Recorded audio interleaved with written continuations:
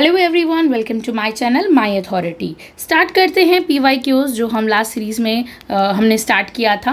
तो आज का क्वेश्चन है, the concept of unity of vision is a core theme of. एक यूनिटी ऑफ विजन का कॉन्सेप्ट होता है, इसका मतलब क्या होता है और इनमें से ये इसका आंसर क्या है। पहले आपको आता है तो आप बता दीजिए, फिर हम इसको समझते हैं। तो यूनिटी ऑफ विजन का देखिए क्या मतलब होता है। इसका मतलब है कि एक ऐसी ऑर्गेनाइजेशन या एक ऐसा सिस्टम जहां सब लोग एक ही गोल के लिए, एक ही गोल या एक ही विज़न होता है उनका। ठीक है, विज़न मतलब एक लक्ष्य के लिए, जहाँ सब लोग एक विज़न के टुवर्ड्स काम करते हैं, सबकी दिशा या डायरेक्शन एक ही होता है। ठीक है, इसका पहला ऑप्शन है मैट्रिक्स ऑर्गेनाइजेशन। जब तक हम हर ऑप्शन को नहीं समझेंगे, हम कैसे बताएंगे कि vision of unity of vision का आंसर क्या हो सकता है। ओके, तो वैसे इसका आंसर मैट्रिक्स ऑर्गेनाइजेशन होगा, लेकिन है क्या वास्तव में ये मैट्रिक ऑर्गेनाइजेशन, ये समझना बहुत ज़रूरी है। तो मैट्रिक ऑर्गेनाइजेशन एक ऐसा स्ट्रक्चर होता है जहां लोग अलग अलग डिपार्टमेंट्स, जैसे कोई हो गया मार्केटिंग डिपार्टमेंट से हो गया, ठीक है, कोई हो गया फाइनेंस डिपार्टमेंट से, कोई हो गया इंजीनियरिंग डिपार्टमेंट, तो अलग अलग डिपार्टमेंट से आकर एक प्रोजेक्ट या एक टीम के ऊपर काम करते हैं। यानी कि वन टीम होती है उनका लक्ष्य सेम होता है, गोल सेम होता है, भले ही वो दूसरे डिपार्टमेंट से आते हैं, लेकिन एक टीम बनाकर एक गोल की ओर काम करते हैं। तो ये उनका विज़न जो है वो सेम दिख रहा है, इसीलिए इसका यूनिटी ऑफ विज़न के अंदर आएगा matrix organisation.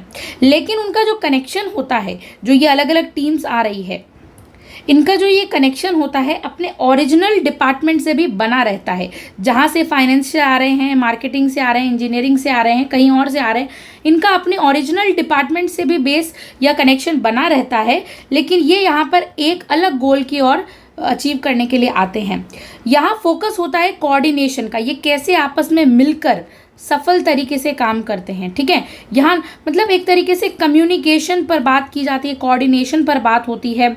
Not exactly unity of vision की बात नहीं है, बट इस तरह से इसमें देखा जाता है। देखिए, जो मैट्रिक्स ऑर्गेनाइजेशन जो होता है वो एक्चुअल में मैट्रिक्स स्ट्रक्चर थोड़ा कॉम्प्लेक्स होता है, और जो मैट्रिक ऑर्गेनाइजेशन है वो अपने आप में मैट्रिक यूनिटी ऑफ विज़न होता है। लेकिन मैट्रिक्स स्ट्रक्चर थोड़ा कॉम्प्लेक्स होता है क्योंकि लोग मल्टीपल बॉसेस के अंडर काम करते हैं। उसके अंदर जो हमारा मैट्रिक्स स्ट्रक्चर है उसमें जो लोग हैं वो मल्टीपल बॉसेस के अंदर काम करते हैं। क्लियर विज़न में क्योंकि दिक्कत हो जाती है, मान लीजिए कोई एक बॉस है वो अलग डायरेक्शन दे रहा है, दूसरा बॉस कोई अलग डायरेक्शन दे रहा है, तो यहाँ पर क्या इनका लक्ष्य स्पष्ट नहीं हो पाता है, डिफरेंट व्यू पॉइंट्स आ जाते हैं। तो मैट्रिक स्ट्रक्चर जो है वो थोड़ा कॉम्प्लेक्स है, लेकिन मैट्रिक ऑर्गेनाइजेशन ये यूनिटी ऑफ विज़न के अंदर आता है, उसका कोर थीम है। अब हमने मैट्रिक्स ऑर्गेनाइजेशन तो समझ लिया, लेकिन मशीनरी एजेंसीज क्या होती हैं वो समझते हैं। मशीनरी एजेंसीज का मतलब होता है कि एक ऐसी एजेंसीज या ऐसे ऑर्गेनाइजेशन जो उनका जो कोर है वो विज़न बिल्कुल क्लियर और एक होता है। ठीक है, मिशन यहाँ से आपको पता चल रहा है मिशन से। तो ऐसी एजेंसीज और ऐसे ऑर्गेनाइजेशन का जो कोर है, जो कोर वैल्यू है, मेन इंपॉर्टेंट विज़न है, वो एकदम क्लियर होता है, क्रिस्टल क्लियर हम कह सकते हैं ना, वैसा होता है। यानी कि ये usually social cause, religion, charity आप देख लीजिए, या कोई नोबल मिशन है उसके लिए काम करते हैं। सोशल चैरिटी में हम देखते हैं ना, अलग अलग सोशल अपने उनके खुद के एक मिशन होते हैं। इनका एक स्ट्रॉन्ग शेयर्ड होता है विज़न, मतलब कि ये जो इनकी भावना होती है ना, एक शेयर्ड होती है इन सभी लोगों के अंदर, जो मिशनरी एजेंसीज के अंदर होते हैं, जिससे सब लोग एक फ्लो में काम करते हैं विदाउट कोई कंफ्यूजन के। ओके, फिर हम समझते हैं फील्ड बेस्ड ऑफिसेस क्या होती है। फील्ड बेस्ड ऑफिसेस का मतलब क्या होता है? तो फील्ड बेस्ड ऑफिसेस का मतलब होता है कि काम अलग अलग लोकेशन पर हो रहा है, यानी कि ग्राउंड लेवल पे काम हो रहा है, अलग अलग ऑफिसेज में हो रहा है। यूनिटी ऑफ विज़न जो होती है, यानी कि जो एक यूनिटी ऑफ विज़न होती है, यहाँ पर डिपेंड करता है कि सेंट्रल ऑफिस से कितना कोऑर्डिनेट है। मान लीजिए फील्ड ऑफिस सेंट्रल ऑफिस के बहुत करीब है, ये है सेंट्रल ऑफिस, ये है फील्ड ग्राउंड। ये बहुत करीब है तो बहुत अच्छा कोऑर्डिनेशन होगा, अगर बहुत दूर है तो कोऑर्डिनेशन में दिक्कत आएगी। तो यहाँ पर फिर विजन जो है सेम नहीं, डिफर कर सकता है। तो यूनिटी ऑफ विजन डिपेंड करता है कि सेंट्रल ऑफिस कितना कोऑर्डिनेशन करता है फील्ड बेस्ड ऑफिसेज से। यानी लाइक फॉर्मल नॉर्मली जब हम समझते हैं कि यूनिटी ऑफ ऑपरेशन और या इम्प्लीमेंटेशन, कोई पॉलिसीज है उसका आदेश सेंटर से नीचे की ओर जा रहा है, तो कितने अच्छी तरीके से वो मतलब उस पॉलिसी को लागू किया जा रहा है, ये सब इस चीज़ के अंदर विजन के अंदर आती है। फिर एक हम देख सकते हैं कि ये नन ऑफ द ऑफ, तो इसमें से ऐसा नहीं है कि कोई भी ना हो, लेकिन आपको दिख रहा होगा कि सब एक साथ आके कहाँ काम कर रहे हैं, मैट्रिक्स ऑर्गेनाइजेशन। तो इसका आंसर क्या होगा, matrix organization. Explanation 1, the concept of unity of vision is a core theme of matrix organization. Matrix organization is an organizational structure that facilitates horizontal flow of skills and information. It is used mainly in the management of large projects. बड़े बड़े projects में use आता है। And drawing employees from different functional discipline से आते हैं। इसमें अलग अलग लोग असाइन होते हैं, एक टीम बनाते हैं without removing them from their respective position.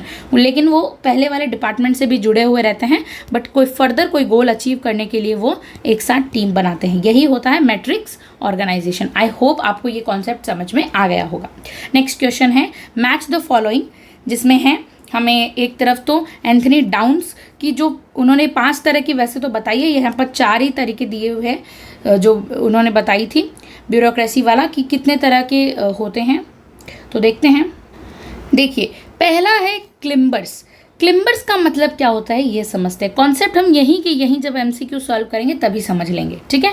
क्लिम्बर्स का मतलब होता है कि ये वो लीडर्स होते हैं जो अपने पर्सनल गेन यानी खुद के प्रॉफिट के बारे में ज़्यादा सोचते हैं, ठीक है। प्रॉफिट के बारे में ज़्यादा सोचते हैं, खुद का इनका बेनिफिट हो, खुद का प्रॉफिट के लिए ये काम करते हैं। उनका फोकस होता है पावर लेना, कैसे भी करके पावर लेना, पोजीशन को बढ़ाना, अपनी प्रेस्टीज को बढ़ाना, ज़्यादा इनकम और प्रेस्टीज मान सम्मान कमाना। ये क्लिम्बर्स वाले लोग ऐसा करते हैं। तो यहाँ पे आपको क्या दिख रहा है, इनमें से क्या हो सकता है क्लिम्बर्स के लिए? मोटिवेशन कमिटमेंट नहीं, मैक्सिमाइजेशन ऑफ रोल्स नहीं, पावर इनकम एंड प्रेस्टीज बिल्कुल सही है। तो क्लिम्बर्स वाले लोग हमेशा पावर की ओर भागते हैं, इनकम की ओर भागते हैं, प्रेस्टीज की ओर भागते हैं, ठीक है। तो हम कह सकते हैं क्लिम्बर्स का ये होगा। कंजर्वर्स का मतलब क्या होता है? देखिए यहाँ पे कंजर्व मतलब अपने आप में सीमित रहना, या फिर हम कह सकते हैं रूढ़िवादी सोच रखना, ज़्यादा से ज़्यादा चेंज को वो सपोर्ट नहीं करते हैं, राइट। तो ये ऐसे लीडर हो जाते हैं जो एग्जिस्टिंग सिस्टम को प्रोटेक्ट करते हैं, जो मतलब सिस्टम चला आ रहा है, सदियों से चला आ रहा है, ट्रेडिशनल मेथड को सपोर्ट करना, उस चीज़ को प्रोटेक्ट करना, नए आइडियाज़ और बदलाव को ये डरते हैं कि कहीं बदलाव ना हो जाए समाज के अंदर, ठीक है। उस चीज़ से ये लोग डरते हैं। और इनका फोकस क्या होता है, जो है कि सेफ रहना, अपने आप को सेफ रखना, उसी चीज़ को जो ट्रेडिशनल चीज़ चली आ रही है, सिस्टम को डिस्टर्ब न होने देना, ये सब इनका मेन गोल होता है। ये चाहते हैं रिसोर्सेज का अच्छे से यूज़ हो, और ये हम कह सकते हैं कि ये अपने आप में देखते हैं कि जो कंजर्वर्स हैं उनमें सेंस ऑफ पब्लिक इंटरेस्ट है, ओके। फिर हम बात करते हैं जियोलेट्स क्या होते हैं।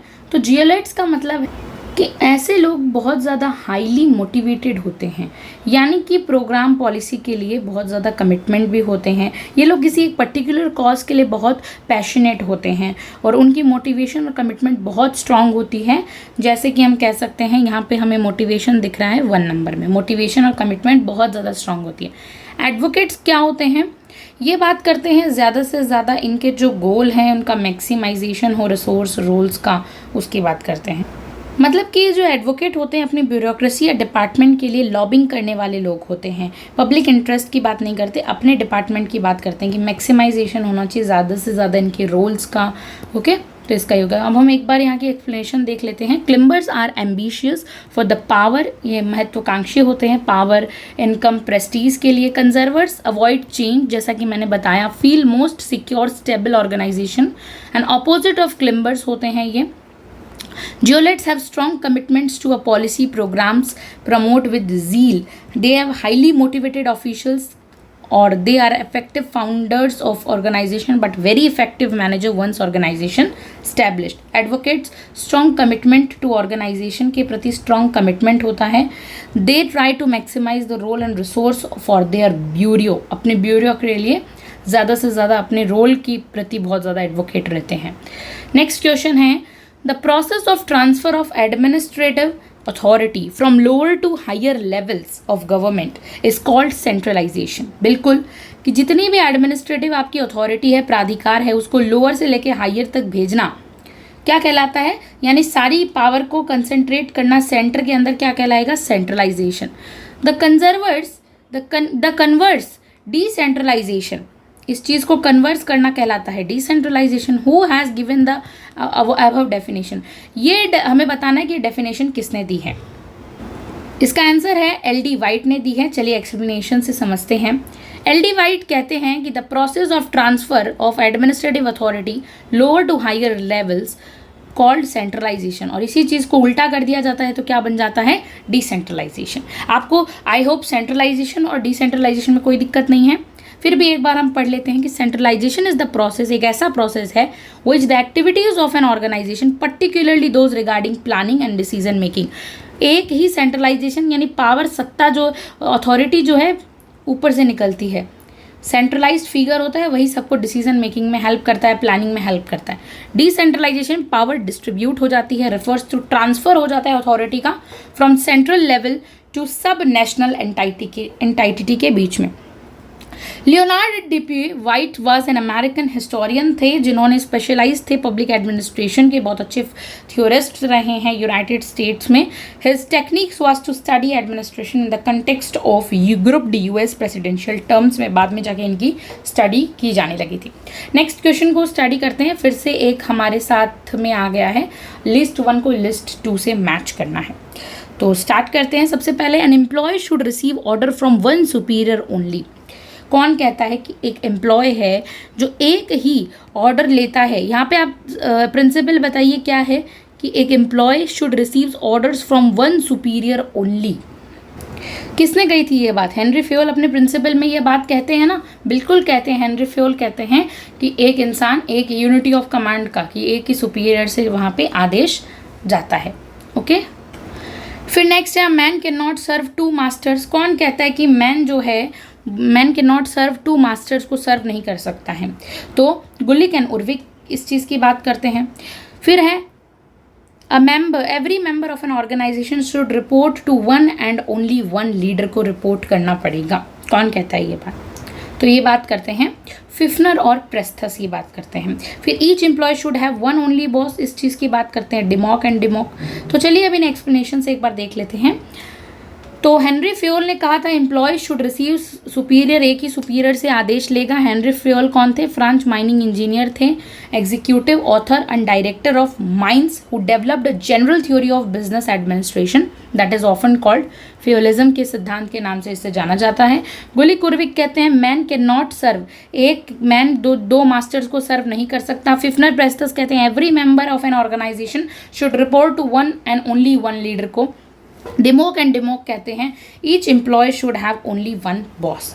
नेक्स्ट क्वेश्चन है, the term charisma used by Max Weber in the ideal type is taken from which of the following language, किस लैंग्वेज से लिया गया है ये जो टर्म है, जो मैक्स वेबर ने कैरिज्मा वर्ड लिया है। कैरिज्मा यानी वो जो उन्होंने अथॉरिटी की 3 स्टाइल बताई थी, legal, rational, traditional and charismatic. तो ये है कैरिज्मेटिक, कहाँ से, कौन सी भाषा से लिया गया है, तो इसका आंसर आपको आता है तो अच्छी बात है। इसका आंसर है ग्रीक से लिया गया है। चलिए एक्सप्लेनेशन देखते हैं। The term charisma used by Max Weber in the ideal taken from the Greek. The term Greek charisma, Greek word में इसका क्या मतलब है, literally means the gift of grace, यानी एक गिफ्ट जो आपको हम आपके मतलब बचपन से आपको मिलता है, गिफ्ट ऑफ ग्रेस कहा जाता है इसको, कैरिज्मा को gift of grace. According to Weber this authority rest on devotion to specific and exceptional sanctity, heroism और exemplary character of individual and normative patterns of the revealed of him. मतलब बहुत charismatic, अपने वक्तृत्व से, अपने style से वो सभी को इन्फ्लुएंस करता है। नेक्स्ट क्वेश्चन की ओर चलते हैं। नेक्स्ट क्वेश्चन है, फिर से लिस्ट 1 से लिस्ट 2 को मैच करना है। Herbert Simon, Charles Lindblom, David Easton and जॉर्फी विकर्स। चलिए मैच करते हैं। सबसे पहले चार्ल्स लिंडब्लॉम ने कौन सा मॉडल दिया था, एंड बाउंडेड रेशनैलिटी आते ही तो आप हर्बर्ट साइमन कर ही दीजिए। इम्पॉर्टेंट है। उसके बाद डेविड ईस्टन कौन सा मॉडल देते हैं? ब्लैक बॉक्स का मॉडल, जो कि सिस्टम थ्योरी के अंदर वो देते हैं। चार्ल्स लिंडब्लॉम देते हैं इंक्रीमेंटल मॉडल, और एक बचा आर्ट ऑफ जजमेंट का मॉडल देते हैं जॉफ्रे विकर्स। तो क्या है करेक्ट आंसर? 1 का 4 एंड 1 का 4 तो आपको एक ही जगह पर है, तो 1 नंबर होगा शायद इसका आंसर, बी का 1। ओके, तो 1 इज द करेक्ट आंसर। अब इसकी एक्सप्लेनेशन भी देख लेते हैं। देखिए एक्सप्लेनेशन देखते हैं। Bounded rationality is a concept proposed by Herbert Simon ने दिया था that challenges the notion of human rationality as employed by the concept of homo economics. चलिए समझते हैं थोड़ा सा इजीली क्या है हर्बर्ट साइमन का बाउंडेड रेशनैलिटी का कॉन्सेप्ट। क्या है बाउंडेड रेशनैलिटी? हर्बर्ट साइमन ने कहा है कि लोग या डिसीजन मेकर्स, ठीक है, कौन से लोग? जो डिसीजन लेते हैं, जिसे हम डिसीजन मेकर्स कहते हैं।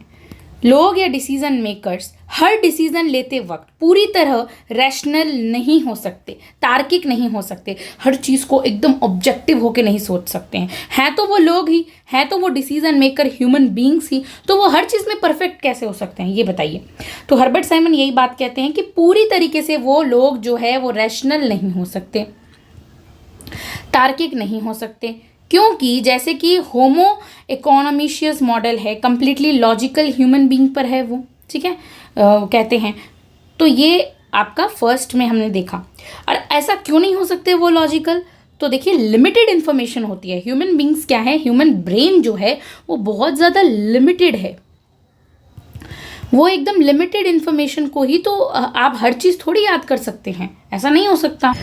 ऊपर से आपके पास टाइम की कमी होती है, टाइम नहीं होता, इतना टाइम की कमी होती है। दिमाग की प्रोसेसिंग पावर लिमिटेड होती है, आप कितना ज़्यादा उसमें माइंड लगाएंगे तो हर चीज़ की एक, तो इसका रिजल्ट क्या हो सकता है कि बाउंडेड रेशनैलिटी, जब आपके पास टाइम की कमी है, लिमिटेड आपके पास दिमाग की प्रोसेसिंग पावर है, लिमिटेड इन्फॉर्मेशन है, तो इसका रिजल्ट आता है कि लोग जो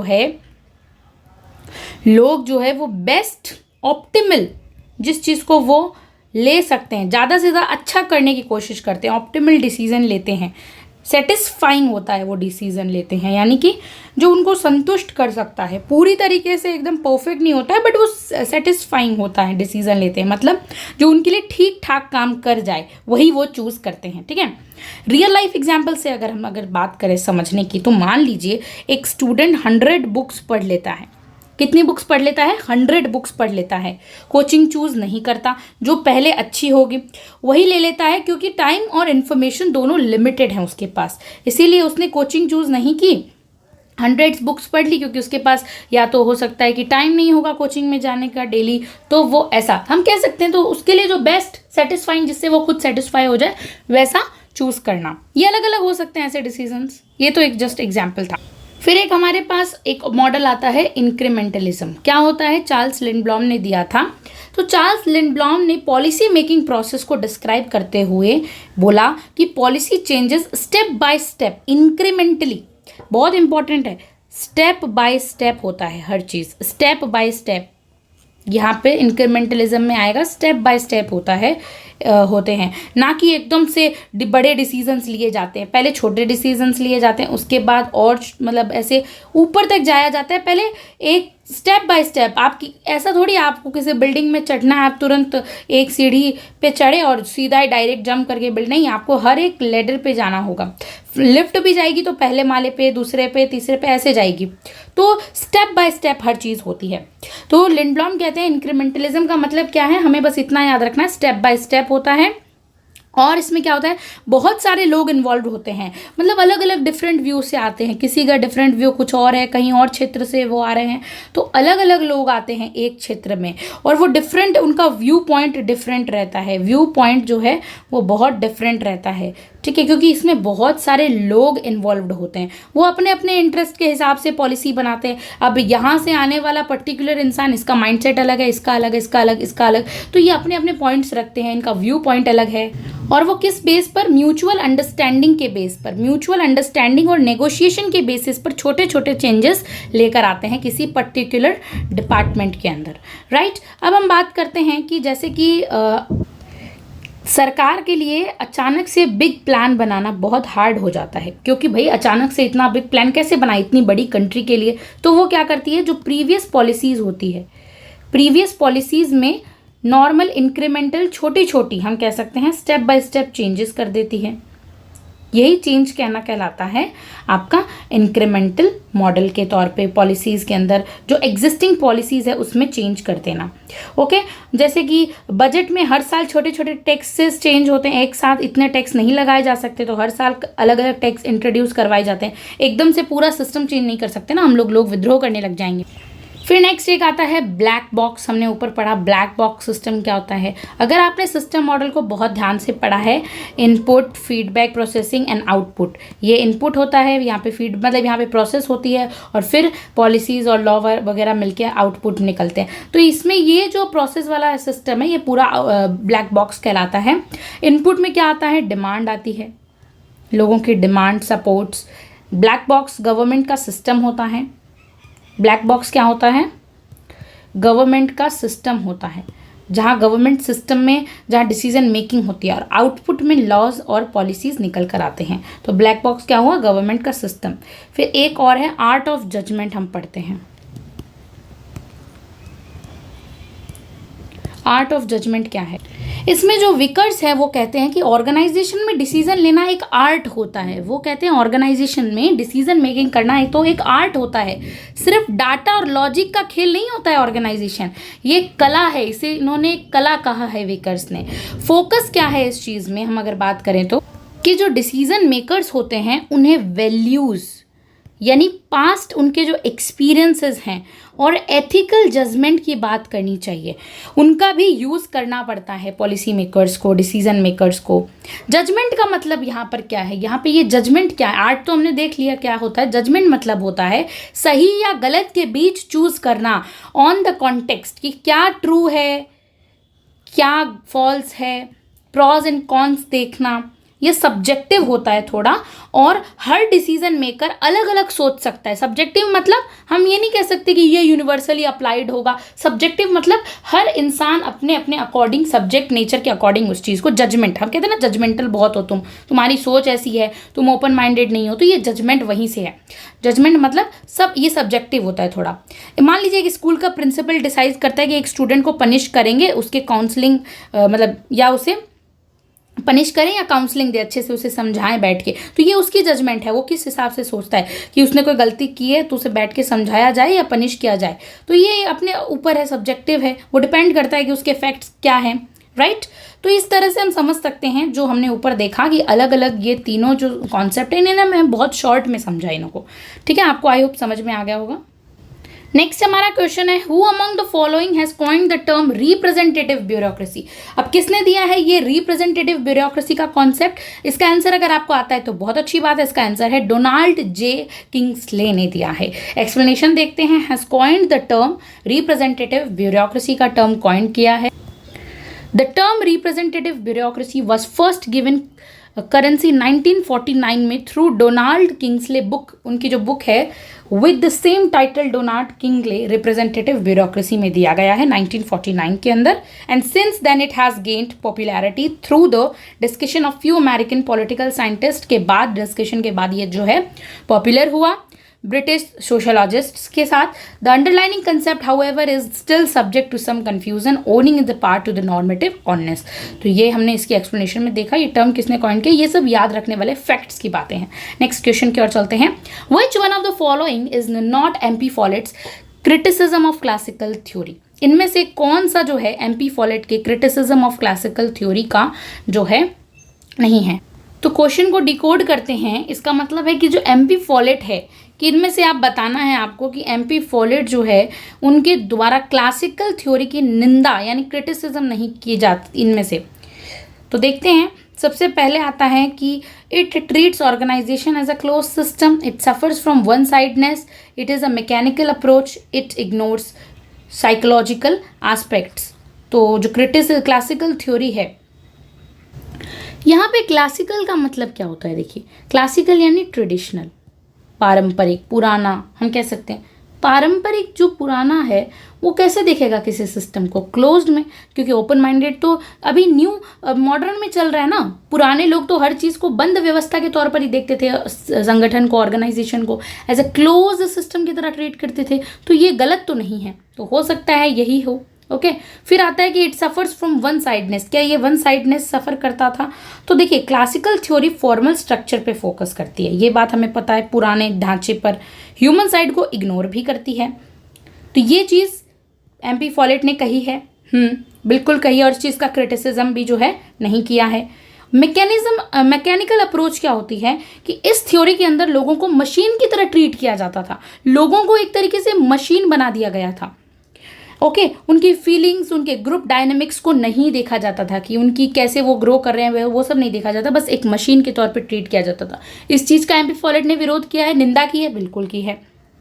इग्नोरिंग साइकोलॉजिकल एस्पेक्ट, इसमें जो है साइकोलॉजिकल एस्पेक्ट, मनोवैज्ञानिक तरीकों को इग्नोर किया गया। ह्यूमन इमोशंस को, जो लोगों से जुड़े हुए इमोशंस, उनके ग्रुप बिहेवियर होते थे, मोटिवेशन होता था जो उनका, उन सब चीज़ को इग्नोर कर दिया जाता था। तो साइकोलॉजिकल फैक्टर को इसमें ये क्या किया गया, नेग्लेक्ट किया गया था। जैसे कि उन्होंने किस चीज़ को नहीं बोला है कि गलत ऑप्शन, मतलब नहीं, मतलब उन्होंने कहा है कि ये चीज़ तो क्रिटिसिज्म नहीं किया है, तो वो है क्लोज सिस्टम। यानी MP फॉलेट क्रिटिसिज्म ने नहीं दिया है ये क्रिटिसिज्म वाला, क्योंकि ये कॉन्सेप्ट बाद में मॉडर्न थ्योरीज में आता है और थिंकर्स जो है वो इसे इंट्रोड्यूस करते हैं, क्लासिकल इन्वायरमेंट के इंटरेक्शन से ये होता है, तो इसका ये नहीं है, फर्स्ट नंबर नहीं होगा। लाइक देखिए, it treats organisation as a close system. Follett, MP Follett criticism classical theories इन आधार पे किया है कि it suffer from one sideness mechanism, it ignore psychological aspect. Mary Parker Follett कौन थी? अमेरिकन सोशल वर्कर थी, मैनेजमेंट कंसल्टेंट थी, फिलोसोफर और pioneer in the field of organisational theory and behaviour की पायनियर और एकमात्र लेडी थिंकर अगर हम कहें, बहुत ही इंपॉर्टेंट है। नेक्स्ट क्वेश्चन फिर से आ जाता है हमारा मैचिंग द फॉलोइंग क्वेश्चंस, और ये बहुत ज़रूरी है हमें याद रखना।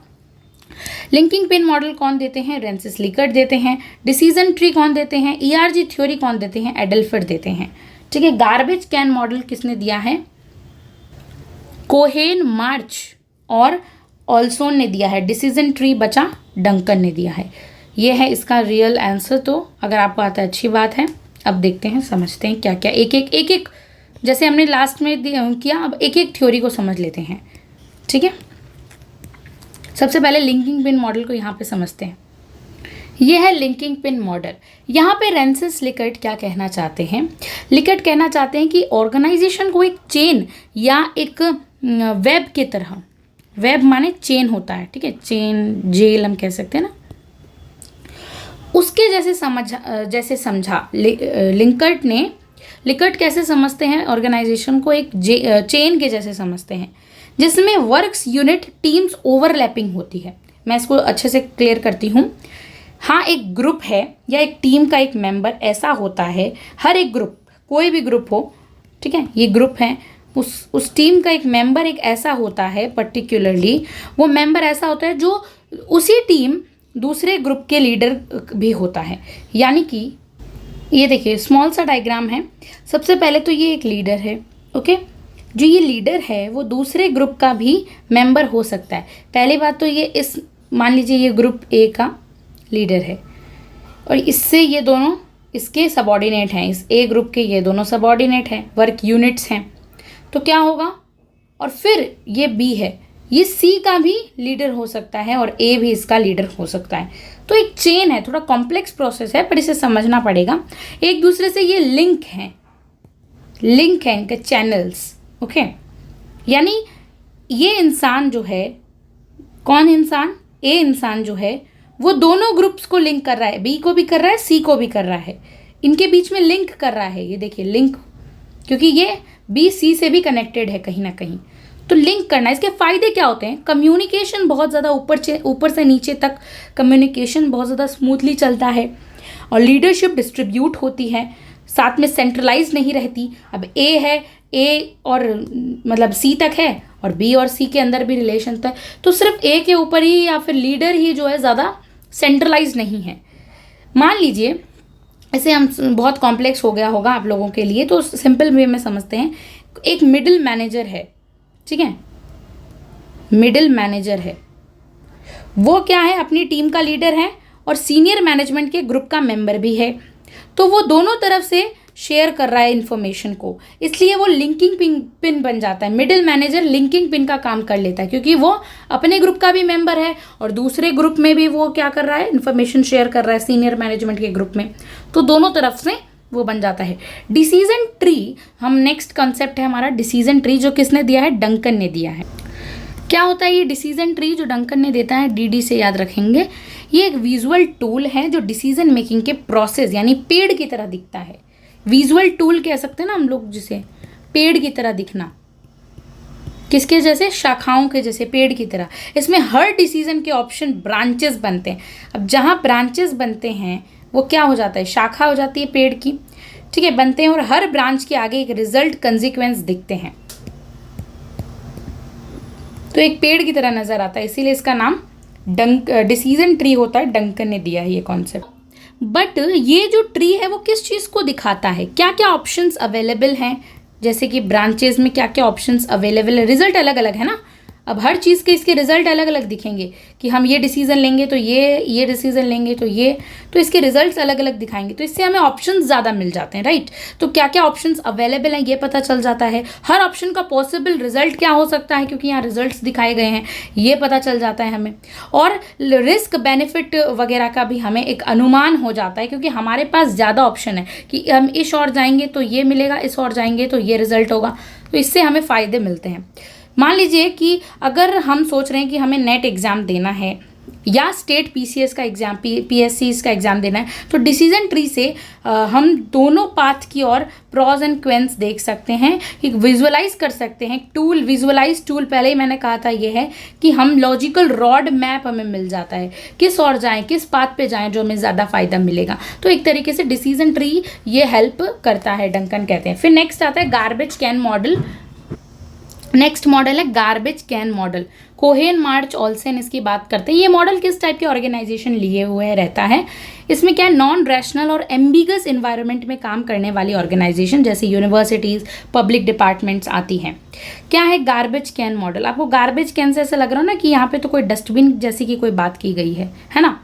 एम्बिगस इन्वायरमेंट में ये काम करने वाली ऑर्गेनाइजेशंस होती है, थोड़े जटिल होते हैं, थोड़े कॉम्प्लेक्स होते हैं, नॉन रैशनल होते हैं, तार्किक नहीं होते हैं, जहाँ लोगों को पता ही नहीं होता है कि डिसीजन लेना, क्या डिसीजन लेना और क्या नहीं, ठीक है, मतलब कुछ भी डिसीजन लिए जा रहे होते हैं। तो ये एक तरह से वो सब डिसीजन को, मतलब यहाँ पे थोड़ा नेगेटिव सेंस की तरह बात की गई, जहाँ लोगों को कुछ पता नहीं है क्या डिसीजन लेने चाहिए, क्या बेनिफिट्स हैं, क्या होता है इस मॉडल के अंदर, हमें पता ही नहीं होता है हम क्या डिसीजन ले रहे होते हैं। तो प्रॉब्लम सॉल्यूशंस जो होते हैं वो डिसीजन मेकर्स जो होते हैं, जब एक डस्टबिन गार्बेज कैन में रेंडमली घूमते रहते हैं, ये एक डस्टबिन है, डिसीजंस जो हैं इसमें ऐसे ऐसे घूमते रहते हैं, इसमें डिसीजंस, जब ये एलिमेंट्स किसी वक्त रेंडमली मिल जाते हैं तो डिसीजन हो जाता है कि हाँ एक गार्बेज है, उसमें से बहुत सारे ऐसे घूम रहे हैं, पर्टिकुलरली कोई भी रैंडम डिसीजन उठा लिया, ठीक है, वो उसमें से उठा लिया। तो ऐसे होते हैं, थोड़े एम्बिगियस होते हैं, ठीक है।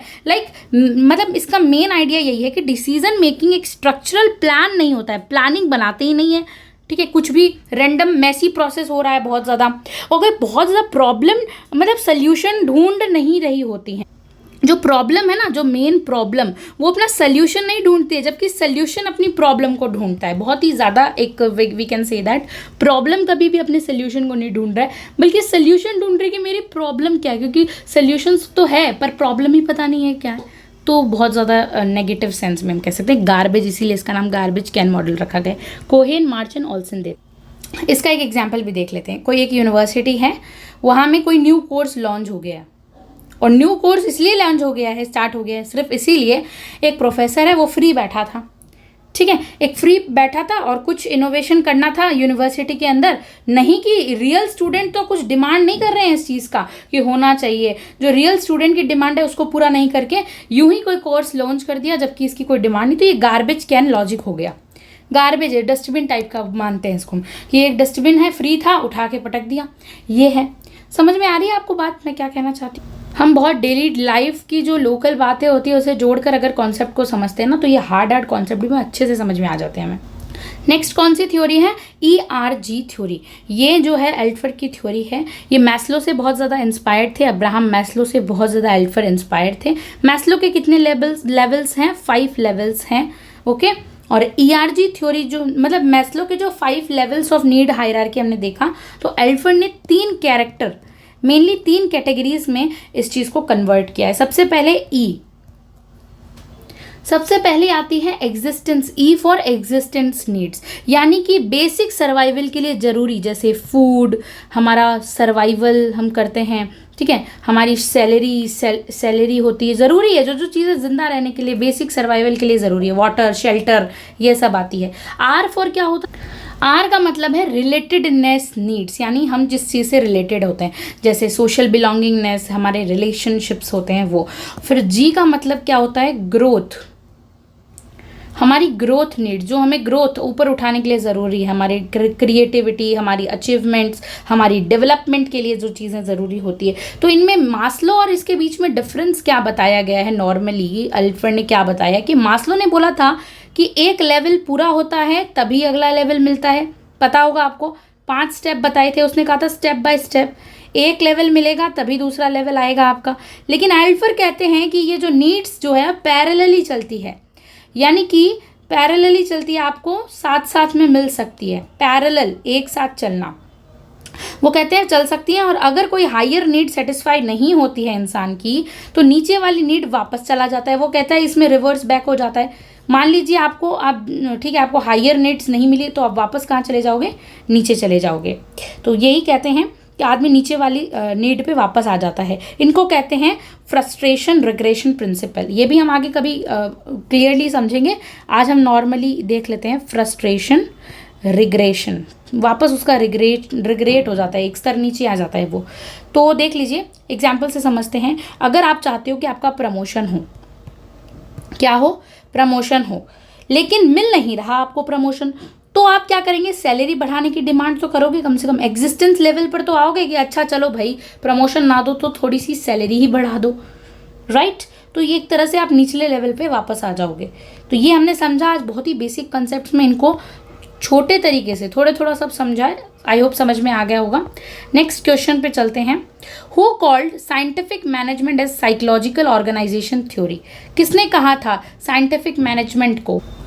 साइंटिफिक मैनेजमेंट को ऑर्गेनाइजेशनल थ्योरी कही थी, साइमन एंड मार्च ने कही थी। एक्सप्लेनेशन देखते हैं। साइमन मार्च कहते हैं साइंटिफिक मैनेजमेंट क्या है? एक साइकोलॉजिकल ऑर्गेनाइजेशनल थ्योरी है, क्योंकि because the purpose of Taylor was to change psychological environment. Taylor चाहते थे कि जो साइकोलॉजिकल एनवायरनमेंट है वो चेंज हो जाए ऑर्गेनाइजेशन का। Scientific management theory, management that analysis and synthesis work flows, और इसमें सिर्फ वर्क अच्छे से स्मूथली फ्लो करे, काम हो ज़्यादा से ज़्यादा, यही थी साइंटिफिक मैनेजमेंट। तो आज हमने 10 क्वेश्चंस PYQ किए, बट 10 ही नहीं किए, हमने बहुत कॉन्सेप्ट अपने क्लियर किए। Thank you so much for watching this video.